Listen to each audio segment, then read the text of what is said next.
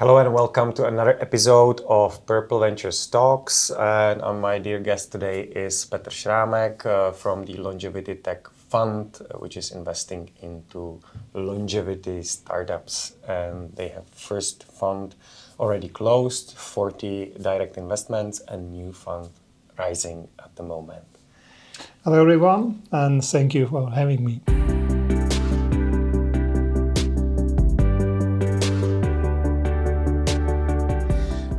I consulted when I was preparing for this interview artificial intelligence, right? And I was asking about the longevity topic, and the intelligence said the human body is indeed a very complex system, and there is still much to be understood about the aging process and how to effectively intervene to extend healthy lifespan. However, there is growing evidence that aging is not an immutable process and that it is influenced by various genetic, environmental, and lifestyle factors, and can be potentially modified. Furthermore, there have been many successful interventions in animal models that have shown promising results in existing healthy lifespan. What do you think about the intro made by AI?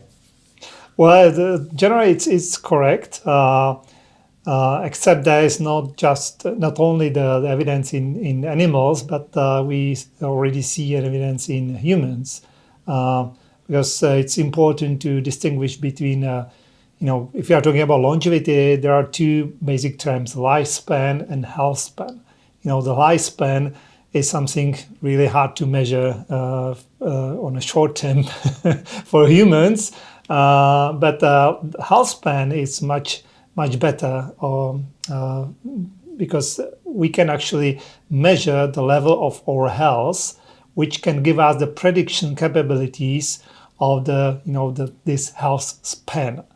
So basically, this is our investment thesis, to focus on technologies with the capacity or capability to improve our health span. What's the difference between health span and lifespan for the audience? Well, the lifespan is typically the time between we are born and die, where generally most people spend the latest year, like 10 last years, in very poor health. So the health span is our life spent in a good health. So we want to expand this health span period of life. So to be in a good health, to be not limited in our activities or in our cognitive capacity. Mm-hmm. And so that's the startups you invest in are focusing, how do they make the health part of our lives longer? Right. So basically the point is that as your introduction, the aging process is malleable. So we can intervene in terms of slowing this process down, which in turn increase this health span.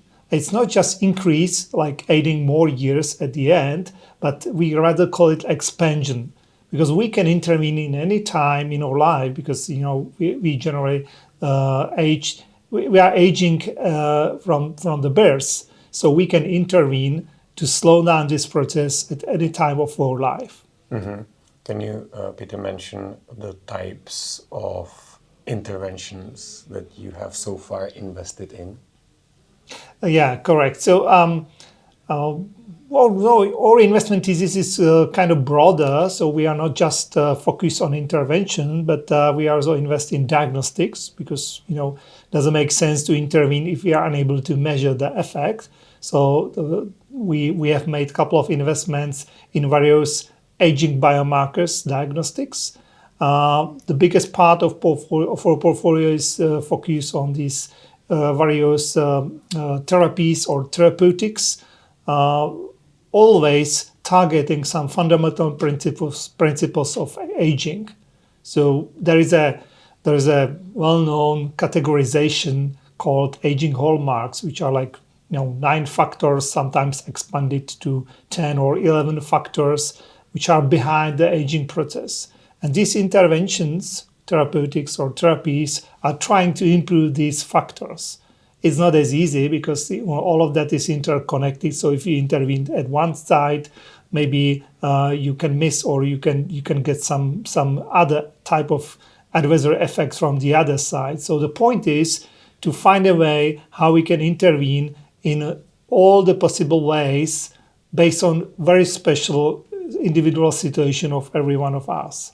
So that's our general focus, to build a portfolio of companies which will get us the possibility to intervene for any purpose, or to combine these interventions in a way to maximize this effect. Mm-hmm. Would you feel like mentioning some of your portfolio companies? Yeah, so from the diagnostic field, I would like to mention company H-Curve, which was one of the first investments we have made. And they are on top of kind of a breakthrough technology, how to measure so-called somatic mutations and their effect on our lives. It's a rather complex topic, but it could kind of give us the much detailed and concrete clue how our genetics and changes over the time in our genes due to mutations affect our lives, and how we can intervene against of it. So that's the example from diagnostic field. From a therapeutics field, we are looking various let's say time scales. So we want to cover short-term, mid-term, and long-term strategies. Obviously, long-term strategies are more complex and maybe focus on something we will get in our hands in 10 years of the period of time. But the short-term strategies are actually available already this year, or maybe next year. They are mostly related to new type of compounds or supplementations, or like a combination of these compounds based on individual requirement. So we have companies producing these combinations already selling in on the market, which is great. Actually, one of our companies just launched a product, kind of a similar product for animals, for pet animals, for dogs, because that's a nice example how we can, first of all, get something on the market much quickly, because the regulation is definitely reduced. But at the same time, it's a good example for other people, because if you see that your dog is actually super benefiting from that type of intervention, you can immediately translate it to yourself. So we need more of these demonstrations. In terms of the more impactful interventions, we have companies like Matrix, where they are building a technology on how to increase your mitochondrial capacity, actually to provide you infusion of new fresh mitochondria. The mitochondria are part of our cells responsible for energy production. And it turns out that it's one of the major issue or major source of this aging process, because we are having less and less performing mitochondria over the time. So in a way where we can supply our bodies with young, fresh mitochondria could be really dramatic, could have a dramatic effect on our lives, and could come with kind of a rejuvenation of the whole body. There are other technologies like company GenFlow, where they are building a technology for, let's say, increasing the ability of our cells to repair our genome using specific technique to deliver so-called episomal copies of some genes, so-called 36 genes, where these genes, or this specific type of a gene, is coming from these long-living people, centenarians. So this technology can give us the capability of these people, to repair our genome.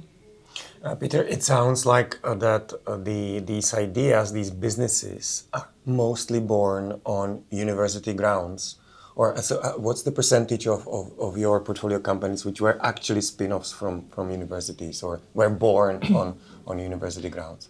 Well, so all of that is based on cutting-edge research, which is obviously happening on universities or around this university kind of centers. It's not like a direct connection that only some of these companies are, spin-offs of this university. Some others are just, projects where they start cooperating or license some technology from university, or some of them are just, new startups where they be co-founded by persons who are behind this research, but outside the university.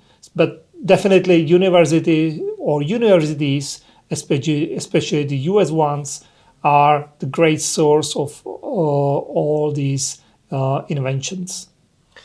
What's the magic behind your basically success that a fund out of Prague, right, has 60% of portfolio companies in US? And how did you get to a deal flow? And you basically are among, like, I don't know, top 5 like global health tech, longevity focused, right, funds? Yeah, this is correct. Actually, it was even kind of surprise, but I mean for me, but it was very successful to penetrate into this community, and I would say it's mainly because the stage of this longevity field. This everything is going through the cycles, and longevity is at this slower stage of the exponential development. So till now, we see a great deal of cooperation and openness in this industry. So we have been invited everywhere, and so there is only one big obstacle for anyone else entering this industry, and this is a super high complexity and requirements for understanding the science or the point behind the invention, which requires the combination of a lot of advisors or scientists from various fields, so the ability to cooperate with many people. So the cooperation is a key strategy in this field, and we have succeeded in building this cooperation. We built even our kind of a brand, so your name is a sign of the good institutional investor. So startups are looking or trying to get the investment from us because it's a sign that we understand the field. We give this credibility to their product or their science. Mm-hmm. How did it happen? Because Petr was not a scientist himself, right? Yourself, you were from the IT field and, let's say, artificial intelligence field, right? So how did you yourself come to this longevity topic, and when was your first experience with it? Right. So my kind of profession was being an entrepreneur for all my life, but I was always inspired or very curious about biology and health itself, and I was reading various books, following various influencers for a long time ago, and at some point, actually it was the point where I was focused on artificial intelligence applications, and I found that actually the most exciting investments in an application is AI I see in the field of health or health-related solutions, and that was one of the key moments. I decided that the combination of my personal passion and this investment capabilities, experience, and connections I have made would be the best way how I can go forward, how I can make an impact in the world. Because the other realization was that if it's not just like it's better that we will get improved health span, it's a extremely important and critical condition for all the human development, because generally health is declining. The lifespan is increasing, but the health span is stagnating, or even, during the past 2 years, we have seen some declines. And it all costs tremendous amount of money on healthcare and pension systems. So we are really facing a kind of a catastrophic situation where there will be no longer possible to provide enough health care, to keep people at acceptable level of health if we don't do, anything differently, like we want to do in longevity. Because using these technologies to expand health span, to slow down aging process, will actually create the space and to save the traditional healthcare industry. How does that the scientific research and the latest knowledge from the scientific research would influence your investment decisions, right? Focus on where you are, cherry picking, the startups to invest into. Well, this is the hardest part maybe, because the cutting edge research means that there is a lot of informations some a lot of noise, right? A lot of noise, but it's not just a noise. It's just regular research is that you find three research outcomes pro something and two against something, and there is maybe the truth is somewhere in between. So this is really hard to see what actually makes sense. What is and what even if something is not working as you expect, there could be various reasons hidden in the process of testing or choosing the right cohort of clients or patients. So this is really very hard to get the point and to be capable to evaluate what is correct or what is the right technology and what not. So our major strategy in this process is to focus on technologies which are solving some fundamental problems, not some effects or very narrow indication or very narrow problems. Because if you have a solution with thousands of potential applications, you can always pivot the strategy of that company somewhere else, still keeping all the original or utilizing all the original IP or know-how, just changing the way how the know-how is applied, which is a completely different from traditional biotech space, where traditional biotech is focused on a very narrow indication with some narrow solution, which potentially can bring a huge revenue from big pharma.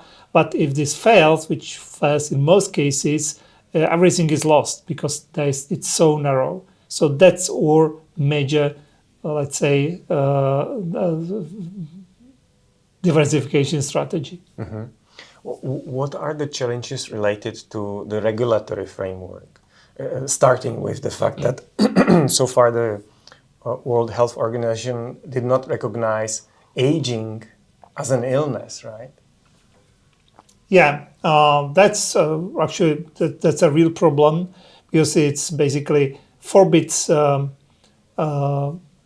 companies in this space to go through the regulatory process just with aging interventions. So they need to find some, we call it proxy disease indications in order to get this approved, which is limiting them, which is forcing them to focus on specific strategies. But there are some positive developments. For example, there was a new clinical trial approved recently with so-called endpoint definition rooted in aging itself. So there is no disease per se, but really the aging process and some aging biomarkers. So there is a really a good development, but it will take time. And in the meantime, we need to support our companies by various other type of strategies. Like, for example, we have a company called Health and Longevity Clinic, where the clinic has an authorization in the Bahamas to conduct early-stage human clinical trials focused on aging. So we work with our portfolio companies in order to help them to conduct these clinical trials faster, cheaper, and focused on aging. Maybe Peter, you can also mention that you're very you're interesting a fund in a way that it's not only that you would fund the startups which come through your deal flow, but you also initiated development of companies in this field, right? That would be like 5 of those. Well, that's kind of a company builder inside our fund structure. It's not like that we want to do, something against our portfolio companies or to compete on the market, but we basically founded a couple of these companies in order to help this ecosystem, to co-create this ecosystem of companies, especially the functions which are missing on the market. So as I mentioned, the clinic is fulfilling some very specific function, and there are other, 2 companies more related to commercialization, like being a commercialization platforms for various technologies coming from our portfolio. So we understand this company building activities as the way how we can help our portfolio companies be faster on market. If we take as an example of the longevity health clinic, right, that's sort of by definition, it's really for like a well-off people, right? And what is your point of view on the ethical topics, issues related to prolonging the health span being accessible only to elites, right? Well, the rich people are always needed at the beginning, because they are the only ones who can fund this development. They're like mobile phones were available only for rich people at the beginning, and eventually everyone can have a mobile phone. So that's exactly what is happening, or what will happen in longevity. So we use that clinic type of development really to enhance the science, to find the right solution, and then deploy this solution to more cheaper platforms like the other company, which is called Health and Longevity Cafe, which is typically a platform for mass population, where these products must be obviously much cheaper, but even more convenient, because general population will not follow like a strict requirement. They are not able to invest not just money, but even their time. So we try to make these technologies more available for them, even from this convenient point of view. Yeah, by the way, thank you for having a chance to record this interview in the Longevity Cafe, right, in Prague. Yeah. It's a beautiful place. Peter, yourself, what is it that you do to prolong your own health span? Well, it's obviously a typical question I received very often, but unfortunately the answer is not simple, or it's not obvious, right? Because first of all, it's a long-term process, it's a systematic process. There is not going to be one magic pill or magic therapy which will, make the game. It's all based on very deeper level of diagnostics. So you need to know where are your weakest points and intervene in these weakest points in order to get the better as a whole. That's the right strategy. So, for example, right now I'm trying to intervene to change my various metals level, because I've been informed that I'm missing a critical level of copper with combination of some other compounds, which is limiting my metabolism, my mitochondria to perform. And actually, in combination with some little aluminum poisoning, it led to mitochondria DNA damage. So I'm generally very from the perspective of a traditional healthcare, I'm perfectly healthy. Even my biological age is 7 years younger than chronological age, but I can still find some weaker point in my biology. So my best strategy is to focus on this weakest point, improve them, and then the overall I will get even better. Mm-hmm. But if you go down from that scientific perspective, what is it that Mother Nature or history taught us, which is unlikely to hurt anyone? That what we can do to be healthier. You can always answer yourself this question by asking what was natural for your biology when the biology was developing through the past, hundreds of thousands or millions years ago. All of that was kind of natural, which means that our biology can somehow deal with these effects, if these developments. Everything which is different or new could be hard to adapt for our biology, like environmental pollution. That's the processing of the food, or various super new technologies. I'm not saying these technologies are dangerous. For example, there is a lot of discussion if electromagnetic pollution is dangerous, but the answer is obviously not. It's very complex, because that's maybe a good example. I've been talking with several, or one of biology group. They call them quantum biologists. This interesting connection, quantum and biology, and they actually found that this weak magnetic field is influencing enzymatic reactions in our cells. But the surprise is that the absence of this field is dangerous.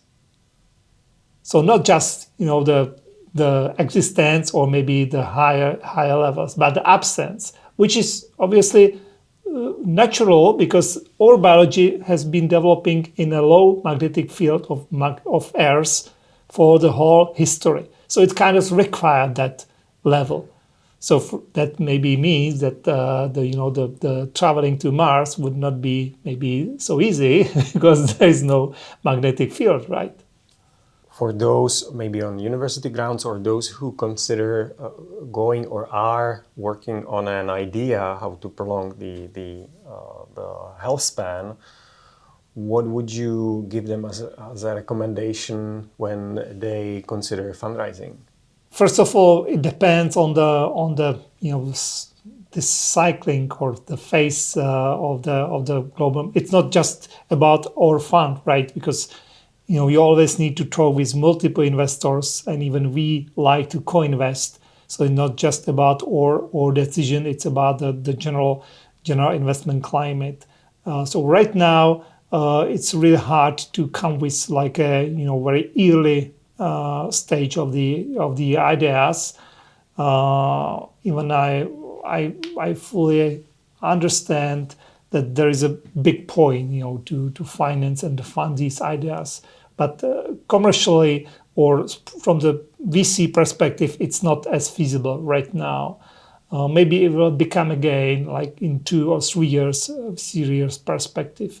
So what we want to see is generally proof of concept that the technology is applicable. There is already some level of experiments done.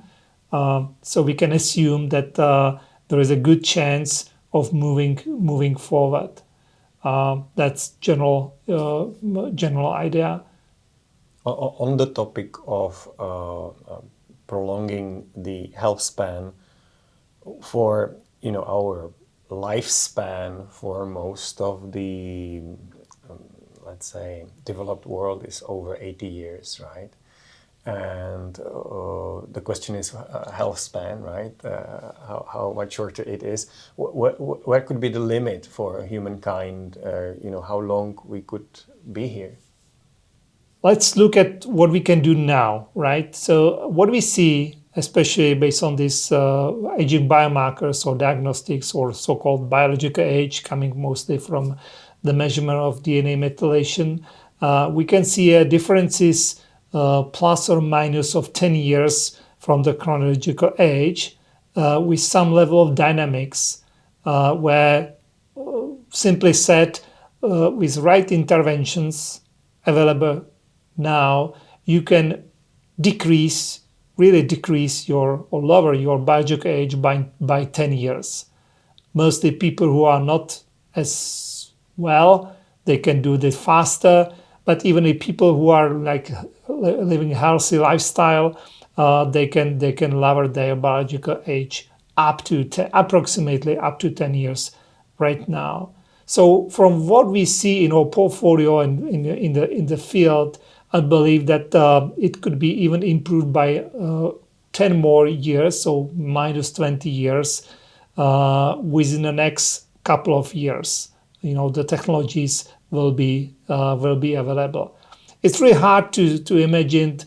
If you approximate the development, which is not linear, it's more like exponential. We can't see major obstacles yet, except maybe these somatic mutations I already mentioned. It looks like you are losing something without the level of repair. But on the other side, our experience with our technologies and advances, like in the latest in artificial intelligence, it always comes with some solution. So I'm optimistic. So I would say that there is no real limit, because anything which comes later is always better or much more capable, and it all is on an exponential trajectory. So personally, I would not care about that long-term perspective of living 50 or 100 or 1,000 years. Doesn't make sense if we are facing challenges in the next 10 or 20 years. Imagine that the current development in AI will bring some much more pressing issues than thinking about if I will die in 30 or 50 years. Mm-hmm. Or the changing climate, for example, and related to that, socio-economic movements around the planet, right? There will be probably higher things to worry about. Connected to that, why would the Mother Earth and humankind need people to live longer? Because there's like 8 billion of us, right?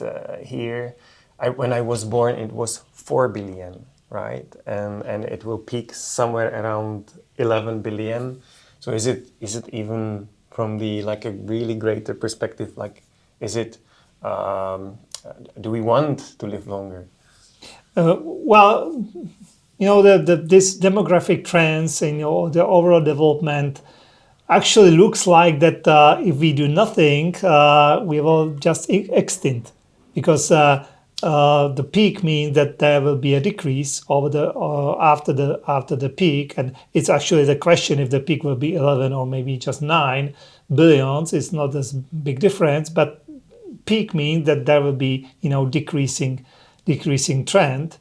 But I'm not afraid about that, because the overall the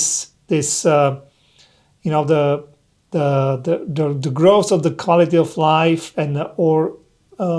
even we still see a lot of problems in the environment, but there is a clear trend that it will get better. The attention is in a good trajectory, but there is an opportunity side of that development. I mean, prolonging our active lives. And actually what we see is that if people stay longer time, without these limitations, they actually care more about the future. Because many people just don't care, because they say, okay, I will be dead anyway, so I want to live now and I don't care about the future. But if we can say, okay, but if you want, you can actually live much longer, without these limitations, there is a big paradigm shift in the heads. And the other opportunity here is that people who are not, again, limited by health, they are not decreasing their cognitive capacity or capabilities, they are accumulating skills and knowledge and their experience. So simply they are getting smarter over the time. Happier? Well, the happiness is super relative, definition. But being smarter will give them more chance to being happier, because they can basically decide and do better decisions. And many current people are not happy because of some bad decisions, mostly coming from their inexperience. So my point of view is that providing them with a longer experience, obviously on the background of solving this like other type of environmental or production issues, will maybe, or I'm optimistic, that will give us the possibility to live or be happier, or maybe repeat or extend or multiply our careers, or even maybe repeat our reproduction cycles. So imagine that there could maybe be technology which will give you the capability to have a children around the age of 100. So you could have a second family or third, which could be maybe as a solution of this population extinction.